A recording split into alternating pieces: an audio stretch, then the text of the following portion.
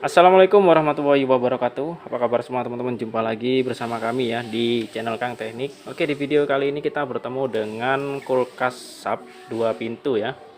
Nah, untuk informasi kerusakannya itu kulkas ini nggak bisa dingin ya, atas bawah nggak bisa dingin.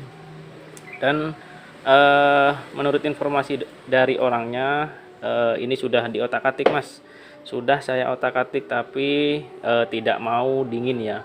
Dan orangnya berpesan, Mas, kalau misalkan bisa diperbaiki Mas perbaiki, kalau nggak bisa ya udah nggak apa-apa Mas. Nah, untuk informasinya seperti itu. Nah, karena orangnya ini kayaknya udah putus asa ya dengan kerusakan pada kulkas 2 pintu, di sini saya akan coba jelaskan juga bagaimana cara ataupun langkah untuk memperbaiki kulkas 2 pintu. Nah, seperti biasa teman-teman, seperti di konten-konten saya sebelumnya, kita harus memastikan dulu bahwa kompresornya ini jalan atau tidak ya. Nah, di sini kita akan coba tes hidupkan ya. Nah, yang pertama kita pasang dulu tang ampernya, dan di sini ini ada penambahan kapasitor ya. Nah, ini di sini ada penambahan kapasitor menggunakan 5 mikro. Kemungkinan udah dipasangin kapasitor sama orangnya ya, karena tadi sempat bilang sudah sempat diotak-atik tapi nggak mau dingin ya, kurang lebihnya seperti itu. Nah, di sini ada penambahan kapasitor ukuran 5 mikro. Nah, kalau misalkan penambahan kapasitor 5 mikro itu digunakan biasanya untuk running ya. Dan di sini udah benar pemasangannya dipasang untuk running. Namun kita nggak tahu apakah kompresornya jalan atau tidak. Nah, sekarang kita akan coba langsung hidupkan ya. Hidupkan, tapi kita jangan lupa kita akan pasang tang ampere dulu, karena kita kalau kita pasang tang ampere ini kita bertujuan untuk memastikan ya ampernya itu berapa, apakah kompresornya itu macet atau tidak ya, nanti supaya ketahuan. Nah, kita akan coba langsung hidupkan. Oke, dan di sini untuk ampere berada di 1,1 ya. Nah, di sini bakalan turun lagi. Nah, itu artinya kalau misalkan kondisi seperti ini, itu artinya kompresornya berjalan ya. Jadi kalau misalkan kompresor berjalan, kalian nggak perlu perbaiki di bagian listrikan, contohnya di bagian relay ataupun di bagian overload. Nah, yang harus kalian lakukan, kalian harus memastikan apakah freonnya ini ada atau tidak ya. Nah, di sini karena ampernya itu 1,0, di sini saya akan coba lepas ya kapasitornya. Saya akan coba lepas karena ini ada kemungkinan kapasitornya ini rusak ya, teman-teman. Harusnya kalau misalkan kita pasang kapasitor, harusnya turunnya itu lebih banyak ya. Nah, ini kita akan coba cabut dulu. Kita akan lepas kapasitornya. Oke. Kapasitor kita lepas.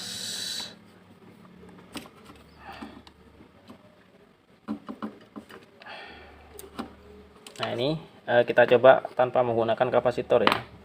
Nah, untuk pemasangannya kan tinggal satu nih. Nah, ini kalian bisa pasang di kaki kiri ya. Kalau dari sini kalian bisa pasang di kaki kiri tuh.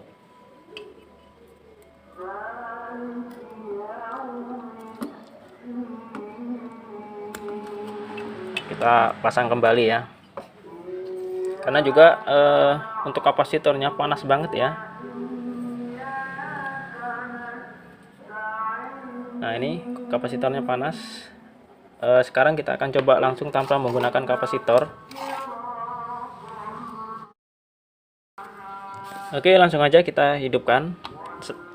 Untuk cara ngidupinnya ya, kalau misalkan habis kalian matikan, kalian harus menunggu jeda kurang lebihnya 5 menit ya. Karena kalau misalkan kita kulkas ini kita cabut lalu kita pasang kembali, lalu kita colokin kembali, itu kompresor nggak mau jalan ya, teman-teman. Harus menunggu jeda.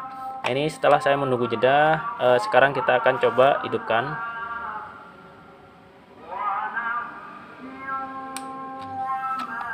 Oke, dan di sini untuk kompresor sudah berjalan. Nah, di sini untuk ampere berada di 1,0 ya. Dan ini bakalan turun.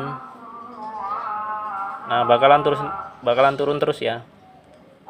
Nah, ini kita tunggu ampernya sampai turun berapa.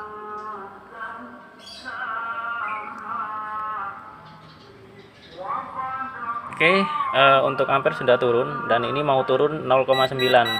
Nah, hampir tidak ada perbedaan ya antara dipasangin kapasitor ataupun tidak menggunakan kapasitor. Nah, yang harus kalian perhatikan seperti itu teman-teman. Kalau misalkan kalian mau memasang kapasitor running, kalian harus pastikan kapasitornya itu dalam kondisi baik ya. Karena ini seperti yang kalian lihat tadi ampere sekitar 9 ya, 0,9, dan di sini ampernya setelah saya tidak menggunakan kapasitor, ampernya masih sama yaitu 0,9. Jadi ampere 0,9 pada kulkas itu sudah normal ya teman-teman. Kulkas 2 pintu itu udah normal. Jadi kalau misalkan ampere udah segini, itu kalian nggak perlu tambahkan kapasitor. Nah, untuk penambahan kapasitor sendiri kalian harus pastikan kapasitornya itu baik ya kondisinya. Nah, ini seperti yang kalian lihat, tanpa menggunakan kapasitor pun itu nilainya sama. Harusnya kalau misalkan menggunakan kapasitor itu ampernya itu bakalan turun teman-teman. Contoh misalkan tanpa menggunakan kapasitor itu berada di 0,9 ya. Kalau misalkan kita tambahkan kapasitor running, dia bakalan turun sampai 0,7 ataupun 0,6, tergantung mikro yang kita bawa, mikro kapasitor yang kita bawa. Nah, kebetulan di sini kapasitornya ini udah dipastikan rusak ya, karena tanpa menggunakan kapasitor pun nilai pada ampere itu sama. Oke, nah artinya ini kompresornya sudah normal ya, untuk ampere sudah normal. Nah, lalu apa yang harus kalian lakukan? Nah, kalau misalkan kalian udah memastikan kompresornya itu normal, nah yang harus kalian lakukan, kalian harus memperhatikan freon. Nah, freon pada kulkas ini untuk cara mengeceknya ya, kalian lebih tepatnya itu kalian bisa cek di area filter ini. Tuh, di sini kan ada filter. Nah, kalau misalkan kondisi freon itu normal, di area filter ini harusnya panas teman-teman.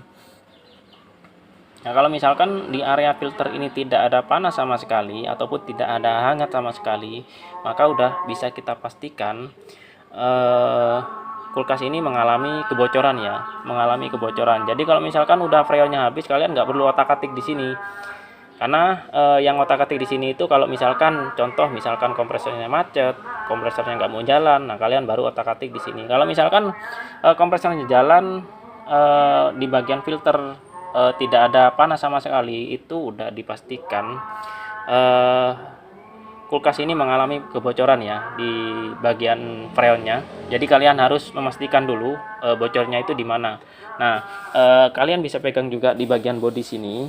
Pada saat kompresor jalan ya, kalian bisa pegang juga di bagian bodi sini. Ini kalau misalkan udah normal itu harusnya panas teman-teman. Nah, kebetulan di sini tidak ada panas sama sekali. Jadi kerusakan pada kulkas ini yaitu freonnya habis ya. Dan untuk memastikan letak kebocorannya itu kemarin saya sudah sempat upload videonya cara menentukan kebocoran ya, kebocoran di evap ataupun di kondensor. Nah, kalian bisa tonton ya, untuk cara memastikan kebocorannya kalian bisa tonton di video saya yang kemarin saya upload. Oke, jadi mungkin itu saja video dari kami, semoga bermanfaat ya. Jika kalian ada yang perlu ditanyakan, silahkan tulis di kolom komentar. Jangan lupa dukung channel kami dengan cara tekan tombol like-nya dan juga subscribe-nya. Assalamualaikum warahmatullahi wabarakatuh.